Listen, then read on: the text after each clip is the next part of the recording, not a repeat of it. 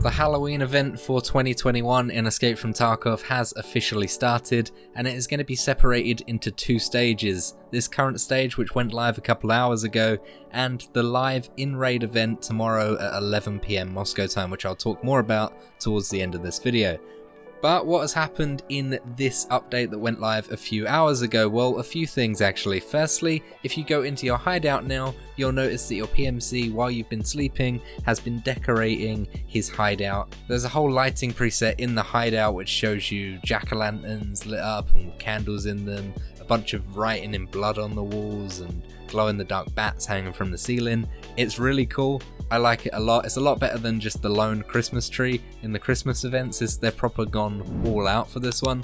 It's really cool, so I recommend you should go into your hideout, no matter what level your hideout is and how much it is upgraded, and check out what you can see in your hideout, because the more you upgrade it, the more things get put in as well. The Scav Boss brothers Tagilla and Killa have received some changes as well. They could be found on multiple maps during this event. Tagilla can spawn on Customs, Interchange and Labs, as well as his usual factory location, and Killa can spawn on Customs, Factory and the Reserve Underground Tunnels, as well as Interchange like usual. So a few maps they cross over. For example, you can see Tagilla and Killa at the same time on Customs, and Tagilla and Killa at the same time on Factory. Pretty mad, but I think it's a really good change. You know, the brothers need to get together for the holiday season, and it just makes them raids a little bit more hectic. Another Scav boss, which isn't always considered a Scav boss, is the Cultists. We have been asking for Cultists to be something to do with this year's Halloween event, and boy, they have received some changes. Not only are they spawning in their nighttime usual locations, but they are also spawning in a larger area around their usual spawn locations too. For example, I went to woods right at the start of this event, and I wanted to find some cultists by the scope shack and the mark circle close to the lumber mill, which is usually where you find them the most. But instead, they weren't there. They were in the lumber mill instead. And that's the same with Customs and their other locations. They like to move about a bit more and go into different areas. They can also spawn in Nighttime Factory now. So that's new. That's interesting. Imagine Cultists, Tagilla and Killa all in one raid. It can happen.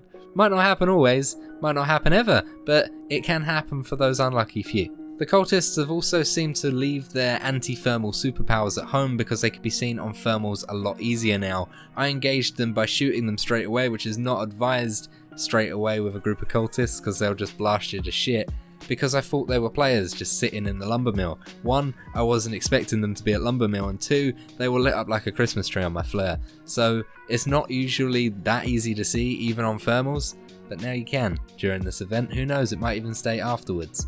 Cultists can also spawn in smaller groups, and they are spawning more frequently too. For example, the raids that I've seen them, they can spawn in groups of little as 2 or 3. And that's interesting too, but you can get those big groups of cultists as well, which you need to be careful about. Multiple food items have been buffed for this event, and they are all focused around those sugary treats that we get over the Halloween season. For example, sugar has received a massive buff, which gives you a massive 50% weight limit increase for 5 minutes, as well as a +2 on strength, endurance, stress resistance, health, vitality, intellect, and a bunch of other stuff. You've also got 50% max stamina for 5 minutes, and stamina recovery is also increased.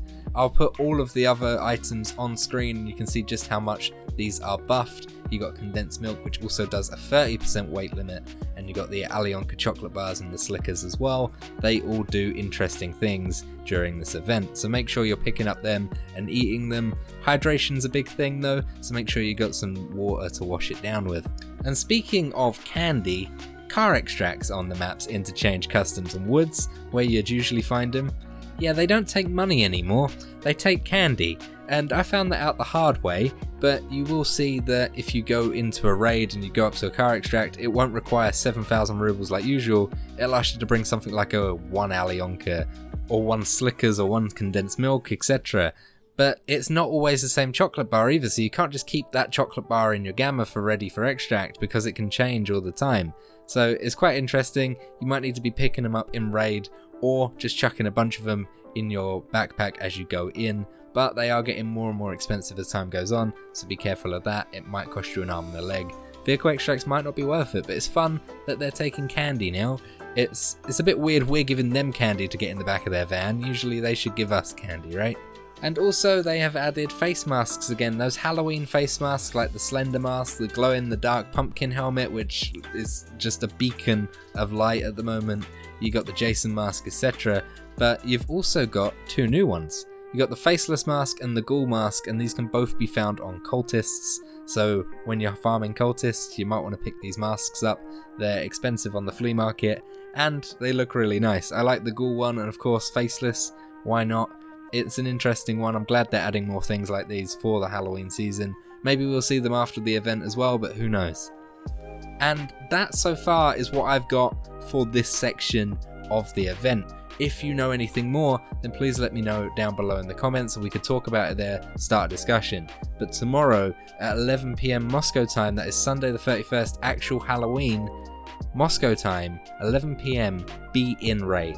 There is a live in-raid event that is going to be happening. Make sure you're online and going into raid. A bunch of different time zones will be on screen for you. For example, if you are in the UK, clocks go back, so it's back to GMT. It'll be 8 PM GMT for you lot, and a bunch of other time zones there for you. Make sure you're in raid because we don't know what's going to happen. It's a live in-raid event, but it's going to be interesting. And that's all we know. That's all we know for the phase 2, but it's going to be a good one.